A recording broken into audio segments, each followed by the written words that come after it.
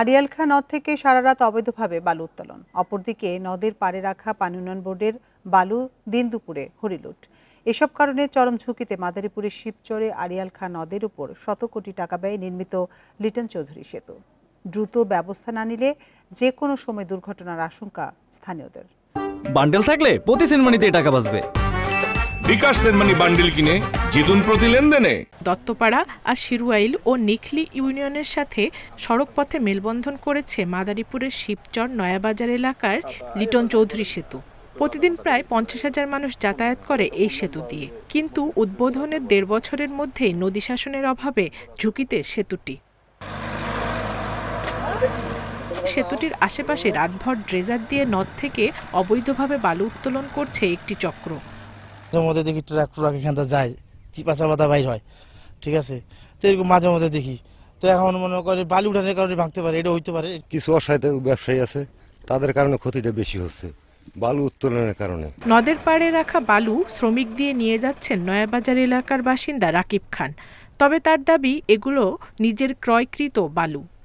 আমাদের নদীর বালু সব নদীর ভিতরে বিলীন হয়ে যেতেছে। এই জন্য আমার বালুগুলা রক্ষার ক্ষেত্রে আমি বালুগুলা উঠেই আমার এখানে আরেকটা বেড আছে, ওইখানে আমি উপরে নিয়ে আসতেছি আর কি, গাড়ির মাধ্যমে, ভেহিকলের মাধ্যমে আর কি। এরই মধ্যে সেতুটি রক্ষায় ব্যবস্থা নিতে পাউবোকে চিঠি দিয়েছে এলজিইডি। আর অস্থায়ীভাবে 500 মিটার বাঁধের জন্য 6 কোটি টাকার প্রকল্প চেয়ে মন্ত্রণালয়ে চিঠি দিয়েছে পানি উন্নয়ন বোর্ড। ভাঙনের মাত্রার উপর নির্ভর করবে, তবে যদি ওখান থেকে বালু না সরানো হয় এবং যে পরিমাণে ভাঙনের মাত্রা খুব বেশি তা না, তারপরও পানি উন্নয়ন বোর্ডকে অবহিতকরণ করা হয়েছে। তাদেরকেও জানানো হয়েছে যে তাদেরও যদি কোনো বাজেট থাকে, যারা যদি আমাদেরকে প্রোভাইড করে, সেক্ষেত্রে আমরা তাদের এই ব্রিজের প্রোটেকশনে যে আমাদের গাইডলাইন দেওয়া লাগে সেটা আমরা ব্যবস্থা করে দেব। অবৈধভাবে বালু উত্তোলন ও সরকারি বালু লুটকারীদের বিরুদ্ধে ব্যবস্থা নেওয়ার আশ্বাস জেলা প্রশাসকের। যেহেতু আমাদের এখানে কোনো বালিমহল নাই, সেহেতু এখান থেকে বালি উত্তোলনের কোনো সুযোগ নেই।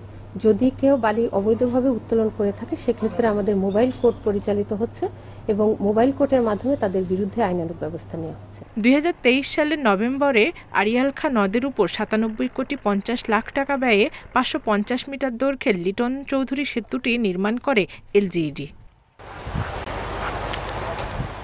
Independent news.